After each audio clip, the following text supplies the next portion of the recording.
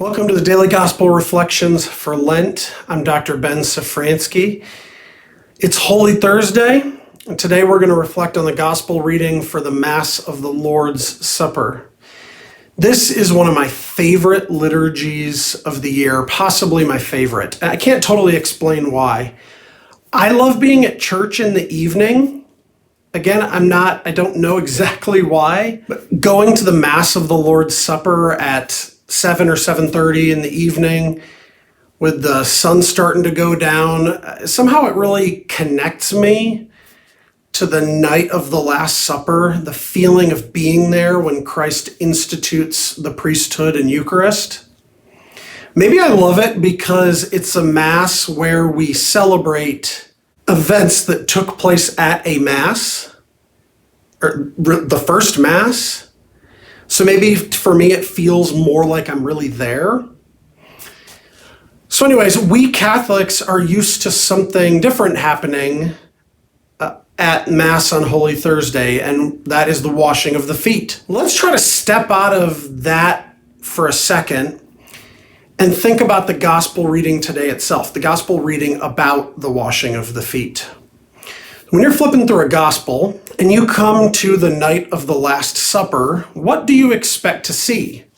Well, probably supper, but in John, you don't get the actual supper on Thursday night. You get the washing of the feet. Why is this? Well, the writer of the Gospel of John took his teaching on the Eucharist and set it in a different context, right? Back, especially in John chapter 6, when Jesus gave the great Eucharistic discourse on the bread of life. I am the bread of life. You who eat this body and drink this blood will always have life within you. So here at the Last Supper, John writes to us about Jesus' great example of service.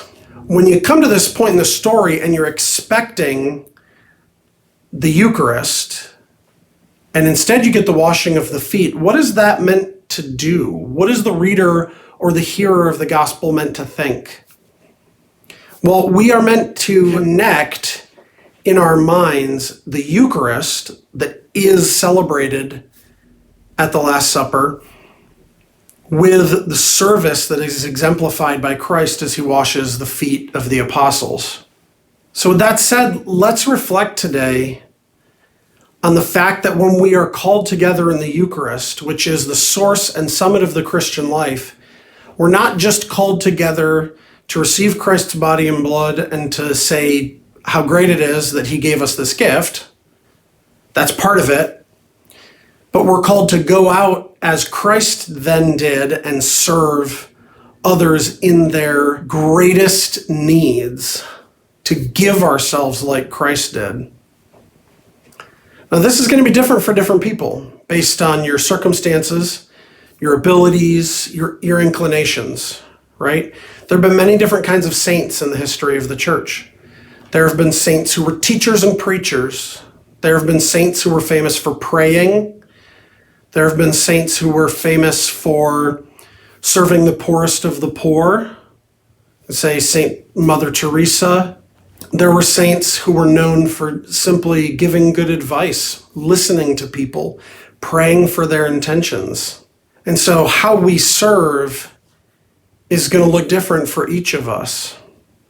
But my challenge for you today is to reflect now, and if you can remember the next time you receive the Eucharist, on how you are using the gift of Christ's body and blood in your life to serve the needs of others.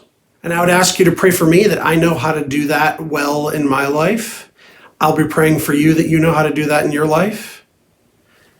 God bless you, and I will see you tomorrow on the goodest of all Fridays.